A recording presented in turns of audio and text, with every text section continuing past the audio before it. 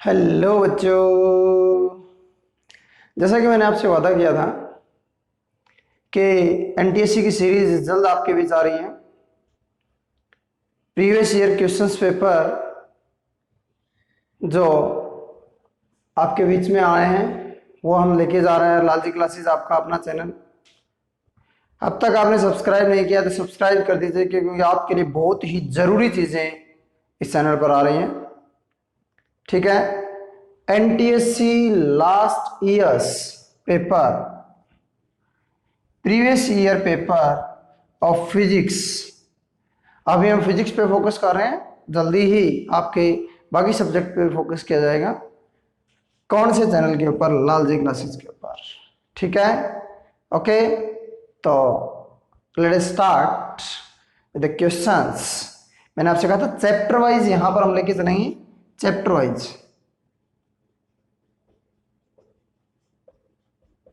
Chapter wise लेके चलेंगे, ठीक है, ओके। तो शुरू करते हैं फर्स्ट क्वेश्चन से।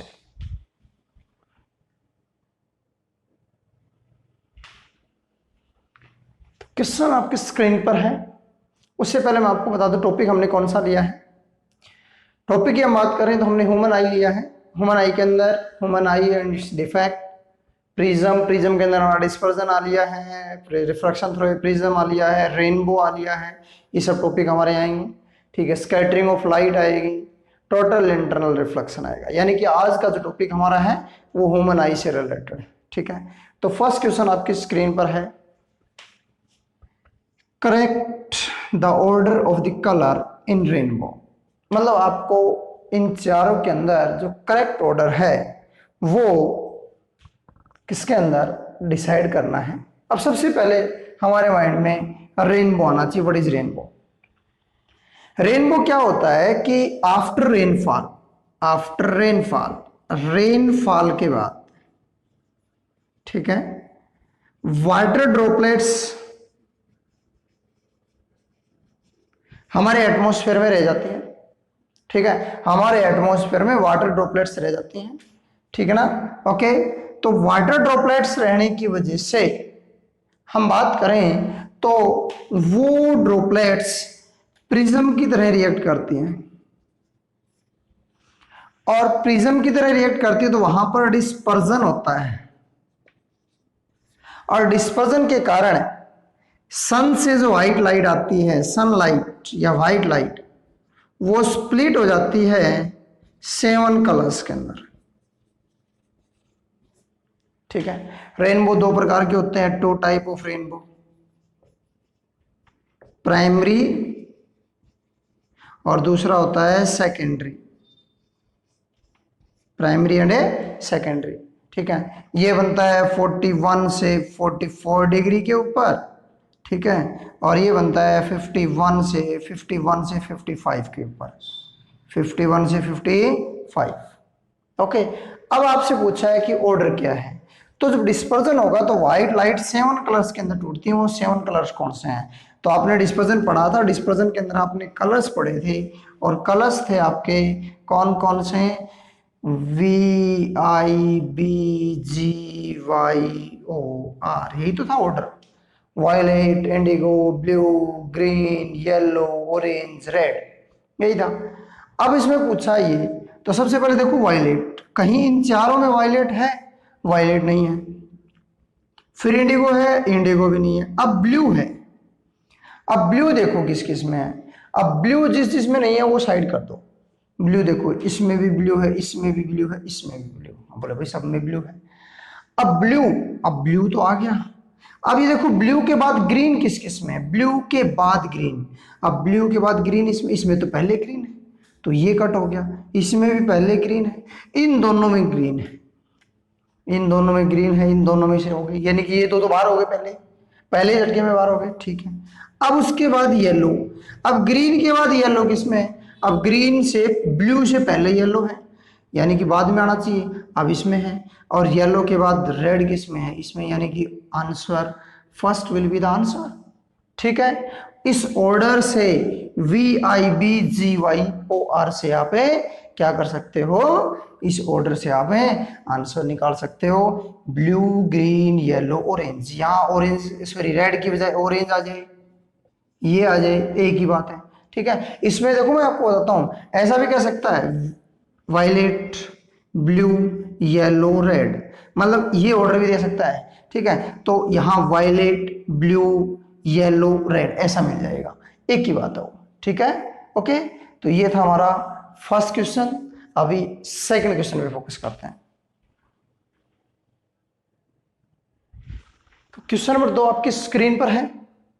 क्या कह रहा है, पहले इसको पॉज करके क्वेश्चन को पढ़ ले। पढ़ लिया क्वेश्चन? ओके।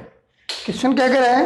क्वेश्चन कह रहा है if there is no scattering particles in the earth atmosphere the colour of the sky will be. अब देखो, हमें कलर कैसा अपीयर होता है? हमें अपीयर होता है ब्लू। और क्यों अपीयर होता है? क्वेश्चन यही आ जाता है, why sky appears of blue colour. यही क्वेश्चन आ जाए, ठीक है ना। तो ये क्वेश्चन आ जाए तो हमें क्या करना है, आंसर देना है due to scattering of light. Due to scattering of light मतलब स्कैटरिंग होती है। स्कैटरिंग में क्या होता है कि सनलाइट पार्टिकल से टकराती है और वो स्प्लिट हो जाती है डिफरेंट वेवलेंथ के अंदर। ठीक है, ओके, अलग अलग वेवलेंथ के अंदर स्प्लिट हो जाती है। जो स्प्लिट होती है तो हमें अलग अलग कलर अपीयर होता है, वो उनकी वेवलेंथ और स्कैटर्ड पार्टिकल की डिस्टेंस पर डिपेंड करता है कि हमें कौन सा कलर अपीयर होगा। ओके, तो हमें ब्लू कलर अपीयर होता है किसकी वजह से? स्कैटरिंग ऑफ लाइट की वजह से। क्लियर है?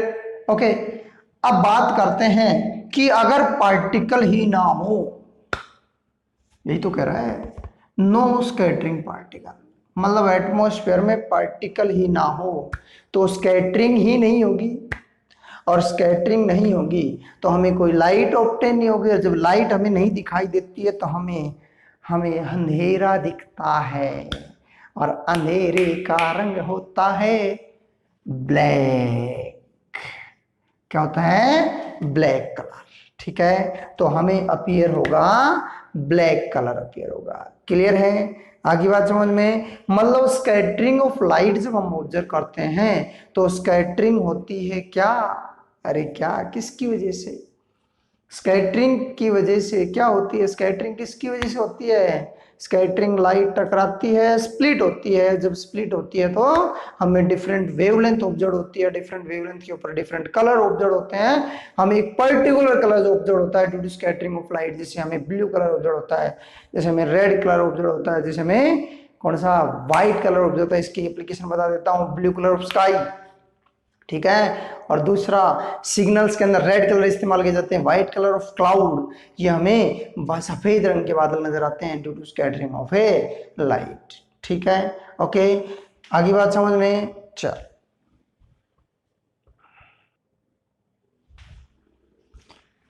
नेक्स्ट क्वेश्चन आपकी स्क्रीन पर है, क्वेश्चन नंबर 3। अब मैंने इसी क्वेश्चन को मोल्ड करके दूसरे तरीके से आपके सामने पेश कर दिया है और वो क्वेश्चन नंबर 4 बना दिया है। ठीक है, तो सबसे पहले क्वेश्चन को पढ़ें, पॉज करके क्वेश्चन को पढ़ लें। पढ़ लिया? चल, क्वेश्चन क्या कह रहा है, which phenomena is an example of scattering of light.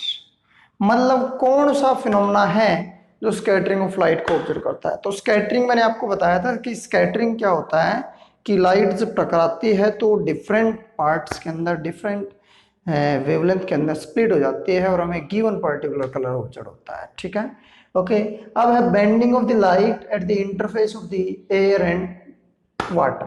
मतलब क्वेश्चन इसके अंदर आंसर क्या करना चाह रहा है कि लाइट जो है वो एक एयर है और नीचे वाटर है। ठीक है, तो लाइट यहाँ से आए और ये बेंट हो जाए, ये फिनोमेना स्कैटरिंग कहलाएगा। तो यहाँ तो कोई टकरा ही नहीं, ये फिनोमेना होता है रिफ्रैक्शन ऑफ लाइट। क्या होता है? रिफ्रैक्शन ऑफ लाइट, इसे हम कहते हैं रिफ्रैक्शन। ओके, तो ये तो मतलब ही नहीं है क्योंकि इसमें टकराना हुआ ही नहीं, सेकंड क्या है? सेकंड है twinkling of star. Twinkling of star होता है कि तारे टिमटिमाते हुए नजर आते हैं। ठीक है, वो क्यों होता है? क्योंकि हमारे अर्थ के अंदर एटमॉस्फेयर होता है, डिफरेंट लेयर होती हैं, अलग अलग लेयर होती हैं, डिफरेंट लेयर। ठीक है, उनमें रिफ्रैक्शन होता है। क्या होता है? रिफ्रैक्शन। और उस रिफ्रैक्शन के कारण हमें स्टार्स जो हैं वो ट्विंकलिंग, यानी कि ट्विंकलिंग ऑफ स्टार नजर आते हैं। इसे आप ये क्वेश्चन ये इस प्रकार से भी हो सकता है कि why the stars appear to rise up from their actual position. मतलब स्टार्स जो है अपनी एक्चुअल पोजीशन से क्यों नजर आते हैं, तो उसके पीछे कारण होता है एटमॉस्फेरिक रिफ्रैक्शन। एटमॉस्फेरिक रिफ्रैक्शन ये कारण होता है। तो ये भी नहीं है, क्योंकि या तो स्कैटरिंग स्कैटरिंग है तो एटमॉस्फेरिक रिफ्रैक्शन का भी कोई रोल नहीं है। चलो, अब आता है थर्ड। वैसे तो मैंने दोनों क्वेश्चन लिखे हैं और दोनों क्वेश्चन में एक चीज कॉमन आ रही है, तो आपके माइंड में आंसर तुरंत आ जाना चाहिए कि सर क्या पूछना चाह रहे हैं। ठीक है, इसमें इसमें एक चीज कॉमन आ रही है, दोनों में एक चीज कॉमन आ रही है, तो ये दोनों आप समझ गए होगे एक दूसरे का उल्टा है, लेकिन फिर भी हम आपको थोड़ा सा ही बताएंगे। तो टिंडाल इफेक्ट में क्या होता है? टिंडाल इफेक्ट का एक बढ़िया सा उदाहरण देना चाहूंगा। बारिश के बाद आपने देखा कोई पौधों से, जंगल में आप देखते हो लाइट जो है वो क्षण क्षण के आती है ना, वो स्प्लिट हो जाती है। लाइट क्या हो जाती है? स्प्लिट। और that is the scattering of light and that effect is known as Tyndall effect. किसी कोलाइडल सॉल्यूशन से, इसका उदाहरण अगर देखना चाहो आप अपने घर पे, एक आप ट्रांसपेरेंट क्या लो, कोई भी कंटेनर ले लो, उसमें पानी डालो और एक तरफ जैसे ये ट्रांसपेरेंट कंटेनर ले, इस तरफ लाइट डालोगे तो इधर आपको लाइट का फोकस नजर आएगा, इधर इस साइड पे। ठीक है, यहां से लाइट आप डाल रहे हो, इधर आपको क्या होगा? फोकस नजर आएगा। अगर आप इसके अंदर दूध डाल देते हो, दूध किसके अंदर? वाटर, प्योर वाटर के अंदर, तो इधर आपको डिफरेंट कलर की लाइट ऑब्टेन होगी। That is known as scattering of light. ठीक है ना, that is known as scattering of a light कहलाएगा। क्लियर है? ओके, नेक्स्ट है मिराज इन द डेजर्ट। इसका मैं थोड़ा सा एक हल्का सा व्यू देना चाहूंगा कि आप जब गर्मियों में सड़क के ऊपर दूर देखते हो तो आपको पानी भरा नजर आता है। That is the mirage and that phenomena is occurring due to TIR, total internal reflection के कारण होता है। Total internal reflection. तो मैंने यहाँ पे आपसे कहा था कि वो फिनोमेना, वो एग्जांपल बताओ जिसके अंदर, जो एग्जांपल है किसका? स्कैटरिंग ऑफ लाइट का। स्कैटरिंग ऑफ लाइट का एग्जांपल था टिंडाल इफेक्ट। अब मैंने आपसे पूछ दिया कि कौन सा फिनोमेना है जिसकी वजह से टिंडाल इफेक्ट होता है। भाई चाहे फिनोमेना कह दो कि किस फिनोमेना का एग्जांपल टिंडाल इफेक्ट है, या कौन सा फिनोमेना है जिसका इफेक्ट टिंडाल इफेक्ट है। ठीक है, तो स्कैटरिंग ऑफ ए लाइट ही होगा। क्लियर है? आगे बात समझ में? चलो, तो ये था हमारा कौन सा? स्कैटरिंग ऑफ ए लाइट से रिलेटेड क्वेश्चन। थर्ड और फोर्थ हमने कर लिए हैं। ओके, लास्ट ईयर्स के क्वेश्चन हैं, प्रीवियस ईयर्स के क्वेश्चन है। इस चैप्टर के अंदर से जितने भी क्वेश्चन बन सकते थे वो सारे बनाए हैं। तो मेरे दोस्त इनको सभी को कर लो, यहां से जो क्वेश्चन बन सकता है वो मैंने बनाया है। ठीक है,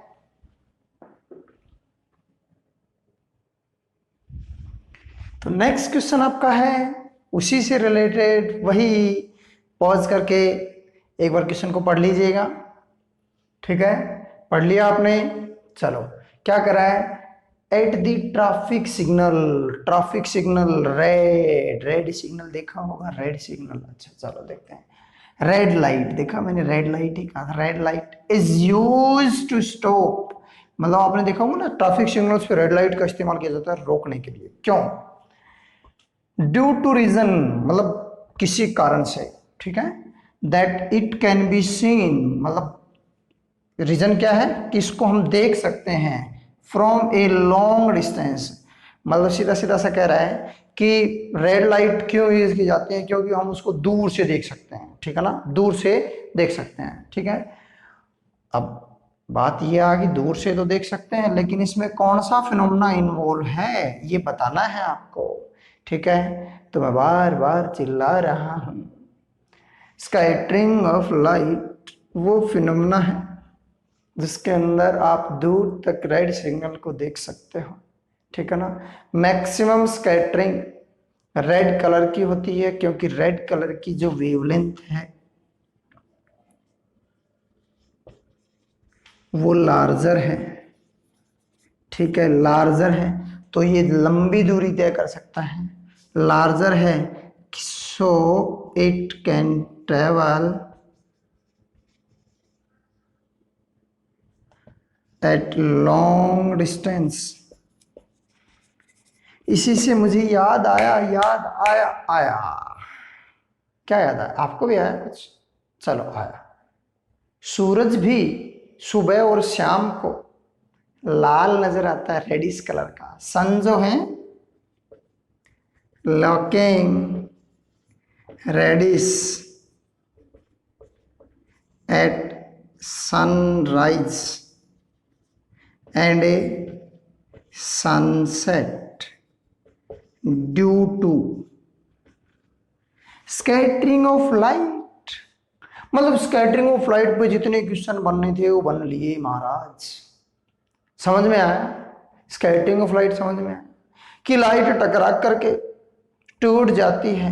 जो लंबी दूरी तय करती है उसे लंबे रूप में इस्तेमाल करते हैं, जो छोटी दूरी तय करती है उसे छोटे रूप में इस्तेमाल करते हैं। सीधी सीधी सी उदाहरण, 5 बातें ध्यान रख लो कि लाइट टकराती है, डिफरेंट कलर में टूट जाती है। जो कलर हमें ऑब्जर्व होता है वो एक पर्टिकुलर वेवलेंथ पर ऑब्जर्व होता है, उसी वजह से हमें कलर अपीयरेंस होती है।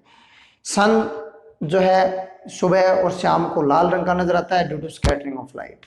रेड सिग्नल यूज किया जाता है किसकी वजह से, किसके कारण? स्कैटरिंग ऑफ लाइट, ठीक है। ओके, इससे पहले क्वेश्चन मैंने आपको करवा दिए हैं स्कैटरिंग ऑफ लाइट के ऊपर, ठीक है। नेक्स्ट क्वेश्चन आपका आ रहा है ये, ले क्वेश्चन नंबर 6। ओके, स्कैटरिंग से ही रिलेटेड है। पहले क्वेश्चन को पढ़ लो पॉज करके। पढ़ लिया? पढ़ लिया, चलो। Which statement is correct? सही क्या है? आप सही हैं लेकिन जब पढ़ो तब, ठीक है। Okay, very fine, question option A है वेरी फाइन पार्टिकल्स। मतलब फाइन मतलब छोटे छोटे छोटे छोटे, बिल्कुल छोटे छोटे, पतले पतले पतले पतले, छोटे छोटे, जो दिखाई भी नहीं देते हैं वो पार्टिकल्स, लाइक एज एटम वगैरह वगैरह, ठीक है ना। छोटे छोटे पार्टिकल, छोटे छोटे कण, मेनली रेड कलर। जची नहीं बात। ये कह रहा है कि छोटे छोटे पार्टिकल सिर्फ रेड लाइट को स्कैटर करते हैं। नो, अगर ऐसा होता तो हमें आसमान नीले रंग का नजर नहीं आता। कैसे रंग का नजर आता? लाल रंग का। तो फाइन पार्टिकल्स किस कलर को स्कैटर करते हैं? ब्लू कलर को। अरे हमारे एटमॉस्फेयर में छोटे छोटे पार्टिकल ही तो हैं, भारी भारी पत्थर थोड़ी ना है, बड़े बड़े पार्टिकल थोड़ी ना है, छोटे छोटे पार्टिकल, छोटे छोटे कण हैं।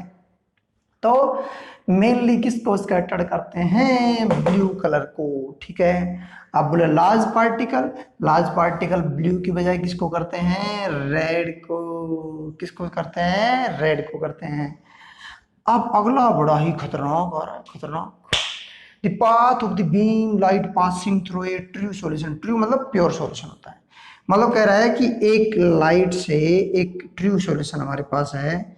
ट्रू सॉल्यूशन मतलब प्योर सॉल्यूशन है हमारे पास, ठीक है ना। एक प्योर सॉल्यूशन है, इससे लाइट पास होगी। तो ये कह रहा है कि जब लाइट पास होगी ना तो उसका पाथ हमें दिखाई देगा। क्या कभी आपने प्योर सॉल्यूशन से लाइट पास होती है, पाथ दिखाई देता है? नहीं देता है, ठीक, कभी नहीं देगा।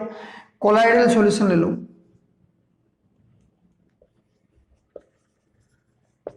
कोलाइडल सॉल्यूशन मैंने आपको बताया, मिक्सचर जो कोलाइडल सॉल्यूशन है उससे आपको पाथ एज इट इज दिखाई देगा कि इस पाथ से लाइट जा रही है, ठीक है ना। ओके, हाँ, व्हाइट लाइट की बात हो रही है, प्योर व्हाइट लाइट की, और डिफरेंट कलर्स की नहीं। इसका मतलब नहीं तो ये सही है, नहीं ये सही है, नहीं ये सही है, यानी कि D option is the right answer, ठीक है। ओके, तो ये था हमारा क्वेश्चन नंबर 6 और आपको 6 क्वेश्चन कर लिए, आपने क्वेश्चन किए 6। अभी अगला क्वेश्चन आपका है 7वां। तो ये है आपका क्वेश्चन नंबर 7।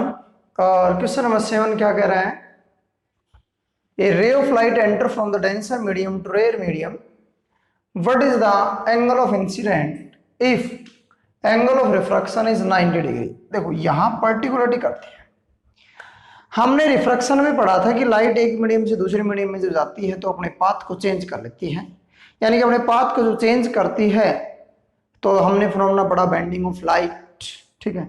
यहां पर फिनोमेना कुछ उल्टा आ गया, डेंसर और रे चलेगी, तो अवे फ्रॉम द नॉर्मल पढ़ा था हमने। लेकिन एक कंडीशन ऐसी आ जाती है, एक कंडीशन ऐसी आ जाती है जिसके ऊपर लाइट जो है वो line joining of the medium से पास होती है। जैसे मैं अगर ये ले लूं, नीचे वाला डेंसर मीडियम ले लूं और ये रेयर मीडियम ले लूं, ठीक है।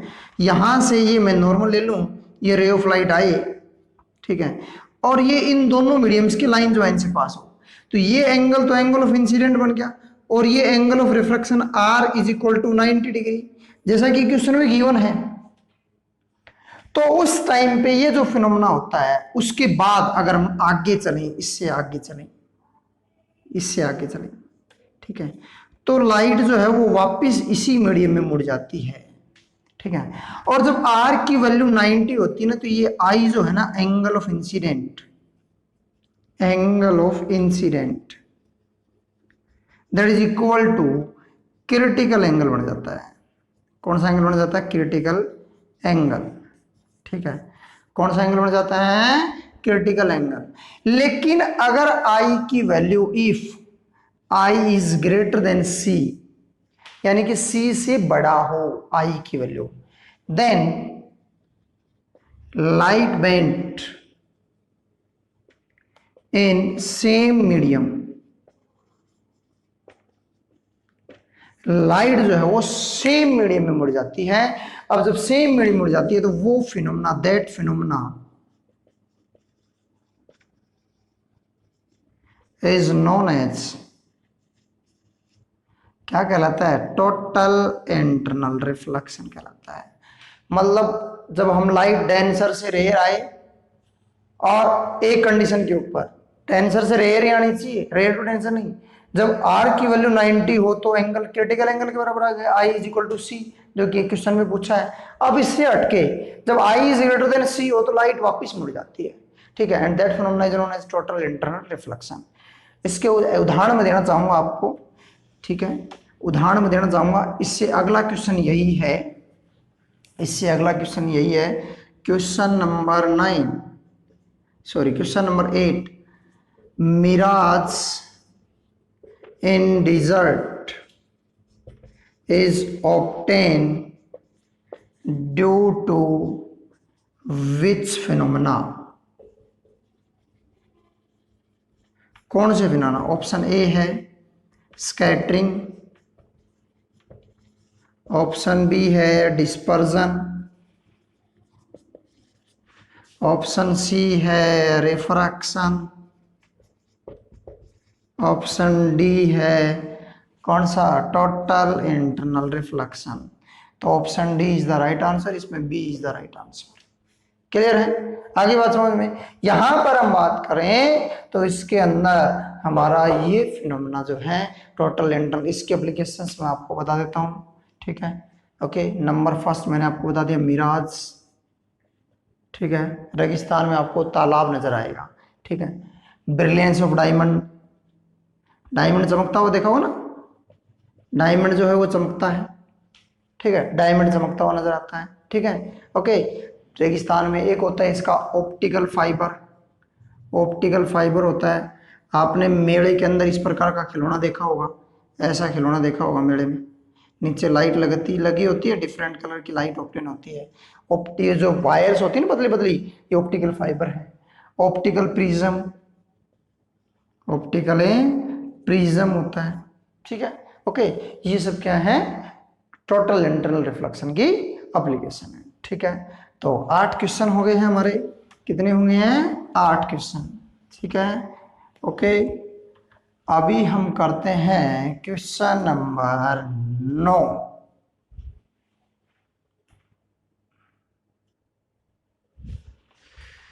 नाइन्थ क्वेश्चन आपका ये रहा। क्वेश्चन को एक बार पढ़िएगा, पॉज करके पढ़ लो। ओके, पढ़ लिया? White light is incident on the interface of the glass and air, मतलब ये ग्लास है, ये एयर है, इससे व्हाइट लाइट इंसिडेंट हो रही है, ठीक है। Okay, if the green light is just total internal reflected, मतलब ग्रीन लाइट अंदर गई, अंदर के अंदर ही रहेगी, ओके, मतलब डेंसर मीडियम में रहेगी green light. Okay, and emerging through the air, then emerging ray, मतलब जो रे ऑफ लाइट निकलेगी, यहां से जो लाइट इमर्ज होकर निकलेगी वो कौन सी होगी, ठीक है। ओके, और उसके अंदर कौन कौन से कलर होंगे। तो सबसे पहली बात तो ये कि एक्सपेक्ट ग्रीन कलर सभी होंगे, ध्यान कर लेना, ठीक है। और ग्रीन कलर के कॉम्बिनेशन से जो भी बन रहे हैं वो भी नहीं होंगे, ठीक है ना। ओके, ग्रीन कलर जिनके कॉम्बिनेशन से बन रहा है, जैसे कि ब्लू, ठीक है ना, ब्लू कलर का कॉम्बिनेशन बनता है ग्रीन के साथ, ओके, तो ब्लू कलर तो बिल्कुल भी नहीं होगा, ओके। हाँ, ओके, ब्लू वायलेट हो गया, ठीक है, ओके, इनके साथ कॉम्बिनेशन बिल्कुल नहीं होगा। तो सबसे पहले हमारे कलर्स देखते हैं कौन कौन से, VIBGYOR, ठीक है। ओके, तो इधर के जो कलर्स हैं, ये जो कलर्स हैं ग्रीन कलर के, इधर जो वेवलेंथ, लोअर वेवलेंथ रखते हैं, इससे लोअर वो तो इमर्ज ही नहीं होगा, क्योंकि वेवलेंथ लोअर है। तो वेवलेंथ लोअर है तो सीधी सी बात है कि वेलोसिटी भी होगी, तो वेलोसिटी लाइट नहीं है तो सीधी सी बात है बाहर ही नहीं आएगा वो, ठीक है। ओके, तो इससे लार्जर वेवलेंथ वाले होंगे, इससे लार्जर, अब लार्जर वेवलेंथ देख लो, इसकी तो लोअर है, ग्रीन की इससे क्या है, येलो की ज्यादा है, ठीक है। तो कहीं है येलो है, येलो है, फिर ऑरेंज है, ऑरेंज भी है, रेड है, रेड भी है, तो A option will be the right answer. सोचने की जरूरत नहीं है, इससे लोअर वेवलेंथ वाले होंगे वो वहीं रुक जाएंगे, इमर्ज नहीं होंगे, और जिससे लार्जर वेवलेंथ है वो इमर्ज हो जाएंगे। और देख लो, ऑल कलर्स मतलब ही नहीं है, ग्रीन को छोड़ के नहीं है, ठीक है, वॉयलेट, इंडिगो, ब्लू, ये तो बिल्कुल भी नहीं है, यानी कि हमें सिर्फ और सिर्फ जो है वो इससे लार्जर वेवलेंथ वाले कलर ही ऑब्टेन होंगे, जिनकी वेवलेंथ इससे लार्जर होगी, ठीक है। मोस्ट इंपोर्टेंट है, मैंने पहले बोल दिया है, ठीक है ना, मोस्ट इंपोर्टेंट क्वेश्चन है, कई बार रिपीट हो चुका है, ओके, ठीक है। नेक्स्ट क्वेश्चन देखते हैं, क्वेश्चन नंबर 10।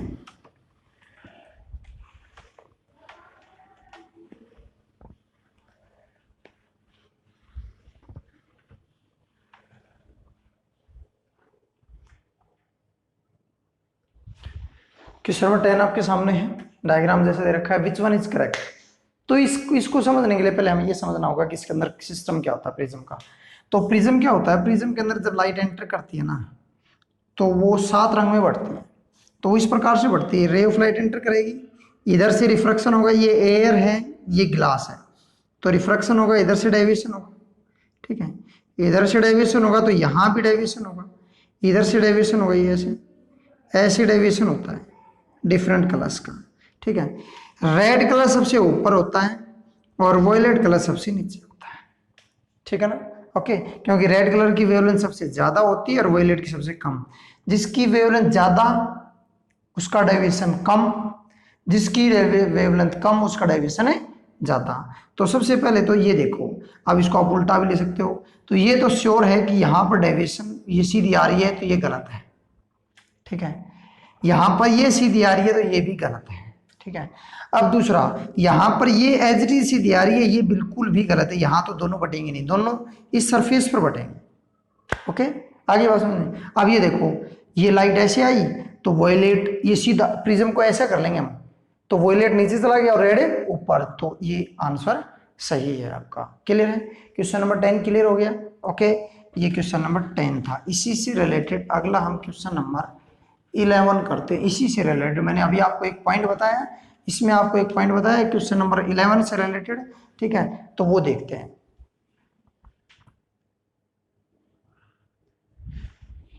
क्वेश्चन नंबर 11 आपके सामने है, एक बार क्वेश्चन को ध्यान से पढ़ लें, बहुत ही अच्छा क्वेश्चन है, ठीक है, पॉज करके एक बार क्वेश्चन को पढ़ें, ठीक है। पढ़ लिया आपने क्वेश्चन को।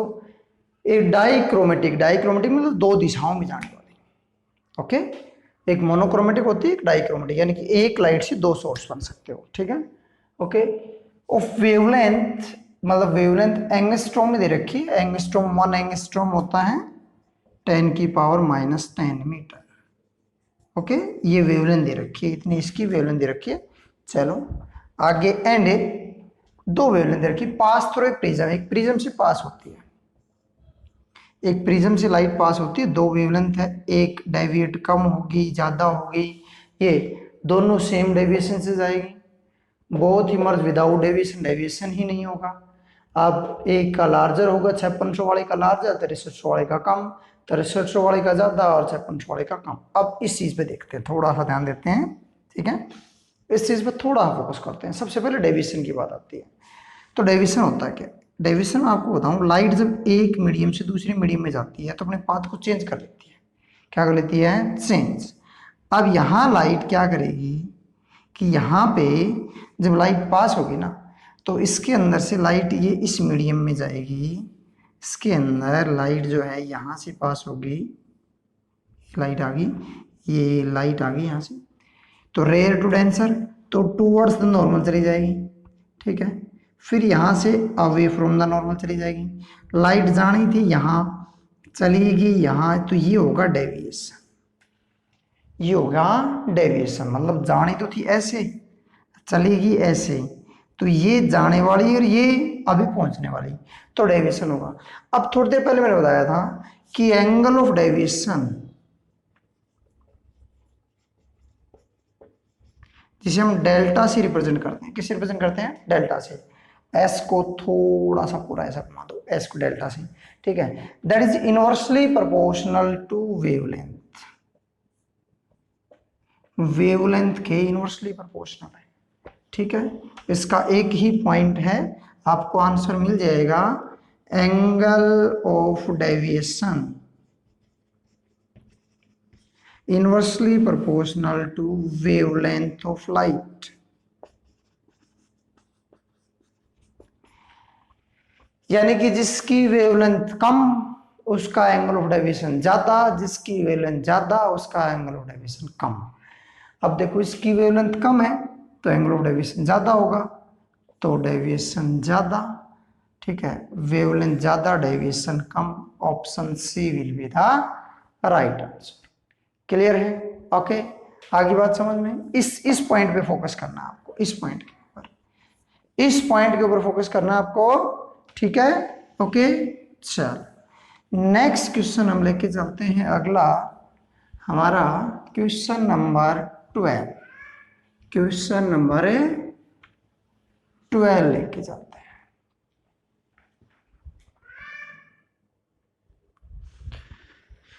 क्वेश्चन 13 और 14 आपकी स्क्रीन पर हैं, 12 और 13 sorry. The most of refraction take place खालिस्तान when light enter into the eye. मतलब कौन सी जगह ऐसी है मनुष्य की आंख के अंदर जिसके अंदर सबसे ज्यादा रिफ्लेक्शन हो सकता है? आपसे ये क्वेश्चन दूसरे तरीके से पूछा जा सकता है कि मनुष्य की आंख का वो कौन सा हिस्सा है, which part of the human I is the most refracting part of human आई, आपसे पूछ सकता है। तो मोस्ट रिफ्रैक्टिंग पार्ट्स की बात करते हैं तो सबसे पहले पार्ट्स में जाते हैं। पार्ट्स हमारे आपके इधर रखे हैं, प्यूपिल है, आइरिस है, कॉर्निया है, लेंस, ये चार पार्ट हम मेनली लेके चलते हैं जिनमें रिफ्रैक्शन का मेन रोल होता है। बाद में तो स्क्रीन पे बन जाती है इमेज, ठीक है।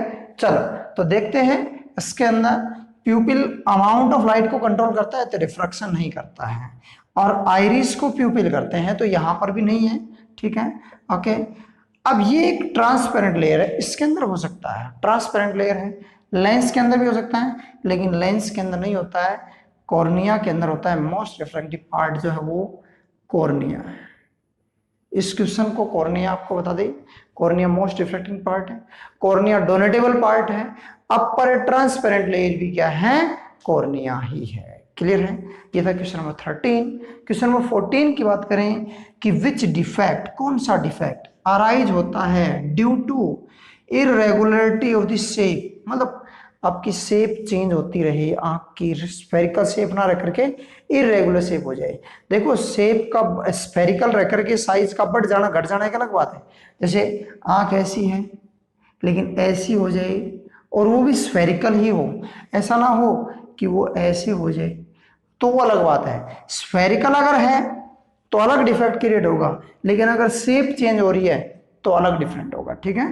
मतलब एक तो आंख बढ़ जाए लेकिन स्फेरिकल ही हो, ठीक है, आंख का साइज घट जाए लेकिन स्फेरिकल हो, तो उसमें तो अपने हाइपरमेट्रोपिया और मायोपिया है। कैटरेक्ट के अंदर तो क्या होता है, एक लेयर जो है वो जम जाती है किसके ऊपर? हमारी आंख के ऊपर, सफेद मोतियाबिंद कहते हैं। एस्टिग्मेटिज्म एक ऐसा डिफेक्ट होता है जो हमारी स्फेरिकल शेप के रेगुलरिटीज के कारण होता है, जिसके अंदर हम जो हमारी हॉरिजॉन्टल और वर्टिकल लाइंस हैं उनको हम पर्टिकुलरली पहचान नहीं पाते हैं, उनके हमें एग्जैक्ट शेप का नहीं पता चलता है, तो ये डिफेक्ट अराइज होता है एस्टिग्मेटिज्म, जो कि इरेगुलरिटीज के कारण होता है, ठीक है। क्वेश्चन नंबर 14 आपके स्क्रीन पर आ रहा है।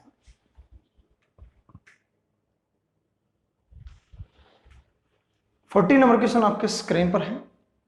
Okay, the human eye can focus on the object at the different distance by adjusting the focal length. This is due to, मतलब क्वेश्चन को थोड़ा समझो। कह रहा है कि ऑब्जेक्ट जब नजदीक है तब भी मनुष्य की आंख देख लेती है, दूर है तब भी, मतलब वही आंख, एक स्मॉल आई, दूर, ठीक है। और वो फोकल लेंथ को चेंज करके, जो ह्यूमन आई का जो मनुष्य के आंख के अंदर जो हमारा क्या है एक लेंस है, उसकी फोकल लेंथ को चेंज करके।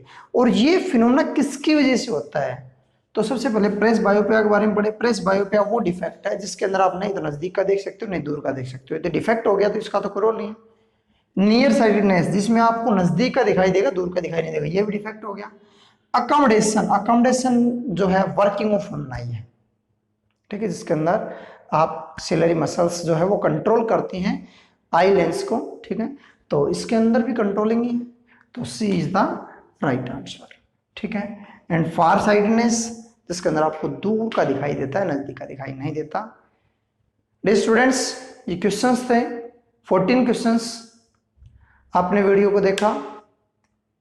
अभी हम कंटिन्यू चैप्टर वाइज करते रहेंगे।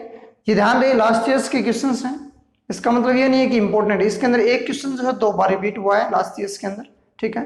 ओके, लास्ट ईयर्स के अंदर रिपीट हुआ है, जो कि मैंने आपको मोस्ट इंपोर्टेंट लिखा था, वो क्वेश्चन 2 बार रिपीट हुआ है, ठीक है। तो मैं आपको बता दूं मोस्ट इंपोर्टेंट क्वेश्चंस थे ये, ठीक है, जिसके अंदर मैंने आपको बताया। लेकिन इसका मतलब ये नहीं कि यही क्वेश्चन आएंगे, ठीक है। क्वेश्चंस देखते रहिए, अगर कोई स्पेशल डिमांड बताइए, वो क्वेश्चंस भी आपके डाल दिए जाएंगे एनटीएससी के, ठीक है। हर चैप्टर वाइज हम क्वेश्चंस करेंगे लास्ट ईयर्स के, ठीक है। लास्ट ईयर्स के सेशन चलेगा अपना, लास्ट ईयर्स के क्वेश्चंस का।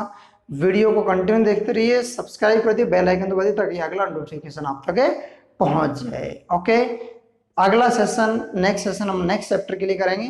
Okay, best of luck.